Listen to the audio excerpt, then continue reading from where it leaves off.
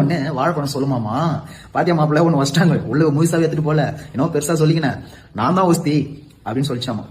அது உள்ள எடுத்து போயிட்டு பூஜை பண்ண உடனே வெளியே வந்து குடுத்துருவாங்க அந்த பழத்தை. யாரா ஒரு குழந்தை உச்சி சாப்பிட்டோம் ஆச்சுங்களா.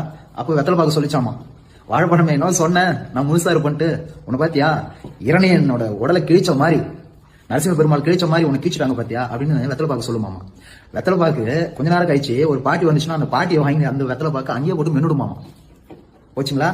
அப்படி இது மூணு நினைச்சுக்கலாம். ஆமா இந்த ₹1 ஒரு பையில ஒருத்தனை பார்த்துமே எங்க அவனை காணும் அப்படின்னா அவன் தான் உள்ள தீபாராதனைக்கு கற்பூரமா ₹1 கற்பூரம் தான் பகவானை சுத்தி வருது. ₹5 வெத்தலை பாக்கவும் போயிடுச்சு, ₹10 வாழைப்பழமும் போயிடுச்சு, ₹30 சொன்ன அந்த தேங்காவும் போச்சு. என்ன அர்த்தம் அப்படின்னா இது கிடையாது. தேங்காய் உடையுது பாத்தீங்களா, நம்மளோட ஆணவம் அங்கேயே உடைஞ்சிடணும், விட்டுணும். தேங்காய் எப்படி பல்லுன்னு உடையதோ அது போல நம்ம ஆணவத்தையும் விட்டுணும். ரெண்டாவது இந்த வாழைப்பழம் தோல் உரிச்ச மாதிரி உங்க கர்ம வினைகள் உறிஞ்சிடும். மூணாவது இந்த வெத்தலை பாக்கு மாயமா வயிற்றுக்குள்ள போச்சு பாத்தியா.